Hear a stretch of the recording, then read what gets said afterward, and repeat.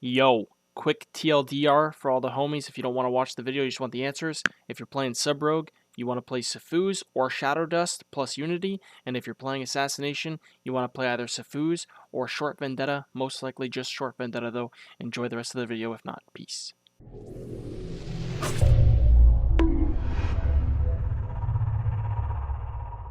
Hey pals, Palumor here, and it's been quite a long time since I've been on the webcam recording a video like this for you guys, but I decided I could come back and give you guys some quick guides, especially with Season 3 being early starting off here.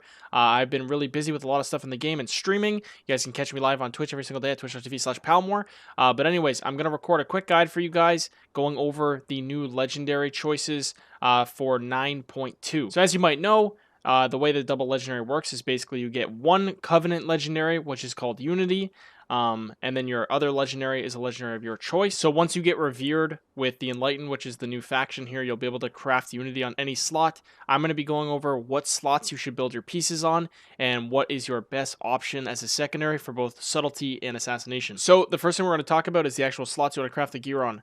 One of the main slots where I think you should craft either Unity or your other legendary is on your chest. That being said, chest gives a lot of main stat. It's one of the bigger armor pieces. I think it's either helmet, legs, and chest share the same main stat values. So getting a 291 on one of those slots is going to give you a lot of main stat, meaning agility and stamina. Obviously, a lot of your secondary stats too, like versatility and mastery. So that's why I've actually gone with Safuz on my chest here, since that's one of the slots you can actually build it on. And like I said earlier, you can actually build Unity on any single armor slot. So what you want to do with this one is you could follow the same trend where you put it onto your legs or helmet. But what you actually want to do is you want to try to fill up a slot with Unity that doesn't have the secondary stats that are best for you. So what I mean by this is, as a sub-rogue, for example, I'm pretty sure you're unable to get mastery on your boots. You can only get the crit verse boots or haste verse boots. So a really good spot to make the legendary would be getting verse mastery boots. As of right now, I only have Unity from the quest, not from the reputation, so I can't actually put it on any slot, so I'm stuck to having it on just my belt for right now. But that's kind of the idea you want to look for. You want to craft Unity wherever you can get the proper secondary stats, and then you want to craft your other legendary, ideally on a big slot like helmet, chest, or legs. So those rules are going to apply for basically every single spec. I think that's a pretty good way to go by it. Now what I want to talk about is actually what legendaries you're going to craft for subtlety and assassination. So for subtlety, there's two choices I've gone with. First, I was testing out the crit legendary, Master Assassin. I thought this would pair really well with the Curian legendary. Having either, if you're a Night Elf, Meld, or Orc, you could have Meld or Vanish into crits with 7-point eviscerates with the Resounding Clarity. I thought that sounded really OP. I did some testing on the first day. I actually built this legendary and I was messing around. But something I quickly noticed is I already have on my rogue like 15. Usually my crit's a bit higher. I don't know why it's low right now. Usually I have about 20% crit. And then with this conduit, when I use symbols, my crit's getting up close to like 30%.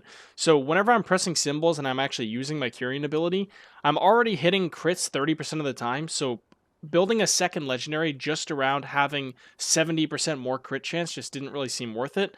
The damage felt really underwhelming. I'm already used to hitting that much burst.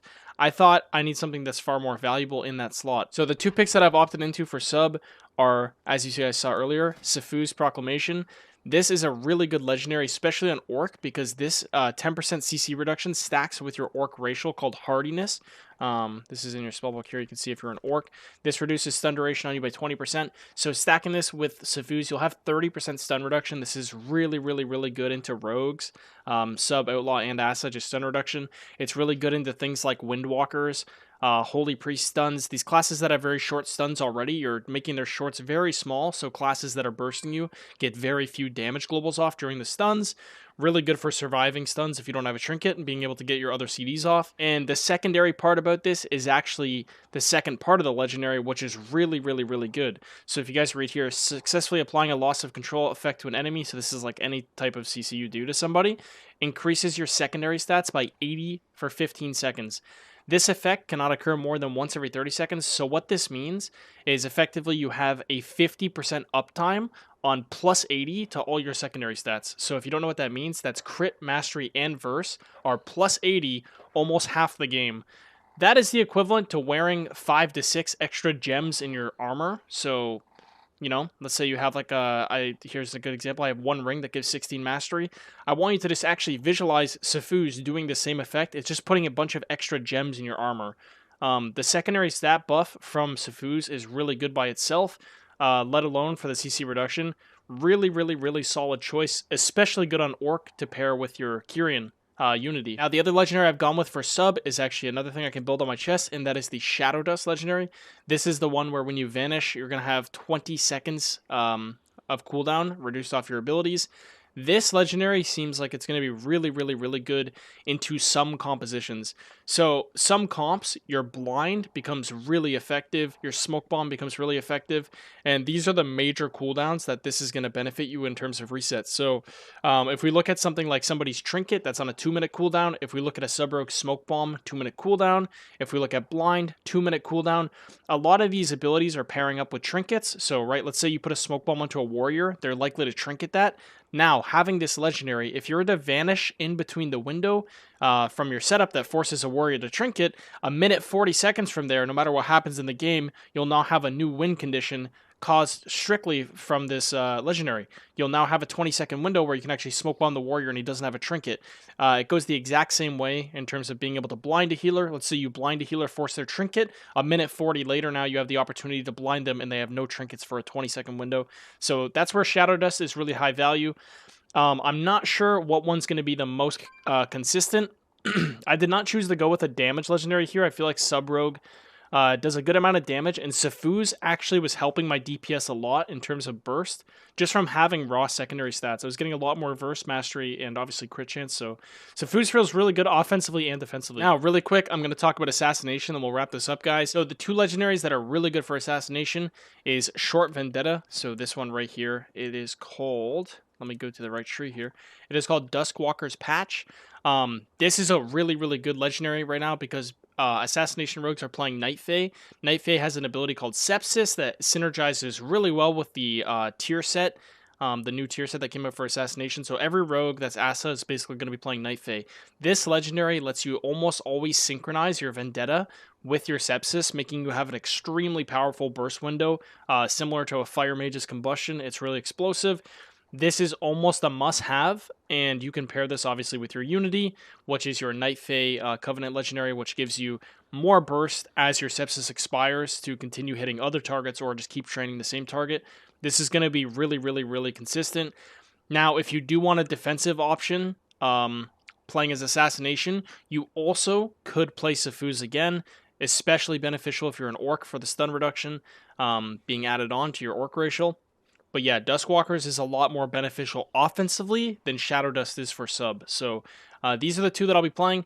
Once again, quick recap for Subtlety. I'm going to be playing, obviously, Unity paired with Safuz. And then for an offensive pick, I'll probably play Shadow Dust. And for Assassination, I'm going to be playing Safuz defensively and Duskwalkers for an offensive pick.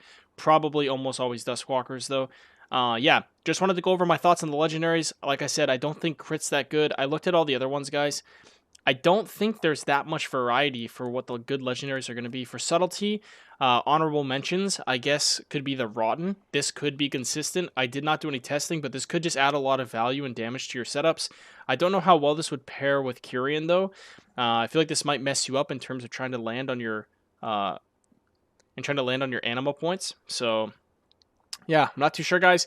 If you guys have any feedback or you guys want to make suggestions in the comments below, go ahead and do that. But yeah, I hope this video could help you guys. I do appreciate you all. Like I said, I've been very busy. I've been actually competing in the AWC. We'll be playing this weekend, so if you guys want to see that, go check out the Warcraft stream on Friday. And yeah, I just want to say thanks for all the support, guys. Thanks for everyone that's still sticking around the channel. And yeah, you guys can catch me on my stream every single day at twitch.tv/Palumor. And yeah, I'll see you guys there. I hope you guys have a great day, and I'll see you in the next video.